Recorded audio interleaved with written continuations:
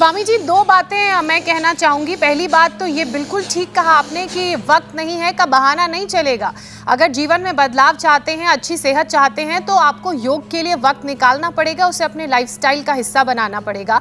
और दूसरा, जो जन आंदोलन की बात, जन भागीदारी की बात प्रधानमंत्री नरेंद्र मोदी भी कहते हैं, आप भी कहते हैं, इसमें क्रांतिकारी बदलाव तब देखने को मिला जब आपने योग को इतना आसान बना दिया कि वो लोगों के जीवन का हिस्सा बन गया। घर घर तक योग पहुंच गया, हर लिविंग रूम में योग पहुंच गया। और उसी में एक बड़ा कदम पिछले 5 सालों से इंडिया टीवी और इंडिया टीवी की पूरी टीम निभा रही है।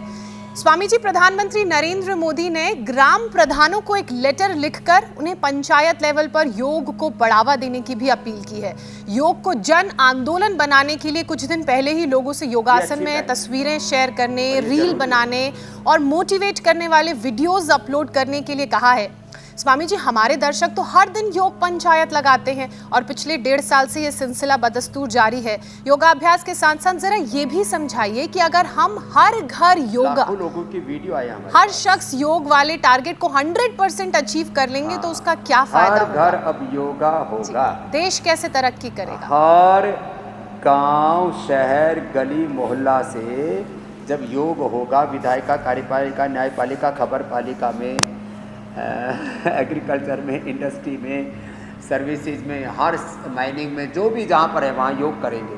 खेत खलिहानों में योग करेंगे। आजकल खेतों में जो लोग काम कर रहे हैं उनको भी लिवर, किडनी की प्रॉब्लम, कैंसर जैसी बीमारियाँ हो रही हैं। तो एक तो 0% हेल्थ बजट हो जाएगा। 10 लाख करोड़ रुपए करीब बीमारियों में खर्च हो रहे हैं। 10 लाख करोड़ रुपए फिर नशा में, लड़ाई झगड़ों में, इनमें खर्च हो रहे हैं। 20 लाख करोड़ रुपए तो सीधे सीधे ही बच गए। फिर जो योग करने वाला है ना, उसके जीवन में ये जो फालतू का जो प्रदर्शन होता है ना, चोचलेबाजी कहते हैं। हमारे गांव के अंदर एक शब्द है, चोचलेबाजी। हाँ माने जो व्यर्थ की महफिलें सजाते हैं, हाँ, पार्टीबाजी चलती है ना, क्या tikki party, kitty party, kitty party क्या होती है? अभी तो पता नहीं चिक्की खाते हैं कि पिक्की खाते हैं कि किट्टी खाते हैं वहाँ पर। तो किट्टी पार्टी, किट्टी, हाँ अब याद आया। अब तो कभी की ही नहीं कोई पार्टी बाजी, दारू की पार्टी। हेलो, ये तो फालतू की महफिलों में इधर उधर फिजूल खर्ची करते हैं ना, ये सब बंद हो जाएगी। तो 20-25 लाख करोड़ रुपए इससे बच जाएंगे जो योग करेंगे। 0% हेल्थ बजट, फिजूल खर्ची का 0% बजट, लड़ाई झगड़े का 0% बजट, और फिर जो है सेहत सबकी अच्छी होगी, प्रोडक्टिविटी बढ़ेगी। तो आप जितना काम कर रहे हो, आप जितना प्रॉफिट कमा रहे हो, आपका व्यापार बढ़ेगा, आपका कारोबार बढ़ेगा, आपकी खेती, आपका जो भी कर रहे हो, आप वेल्थ क्रिएट कर पाएंगे। तो हेल्थ के लिए, वेल्थ के लिए, पीस के लिए, जॉय के लिए, हैप्पीनेस के लिए कितने फायदे हैं। पिछले 3 दशकों में हमने कई 200-250 लाख करोड़ रुपए इस देश के बचा दिए। Thank you India TV.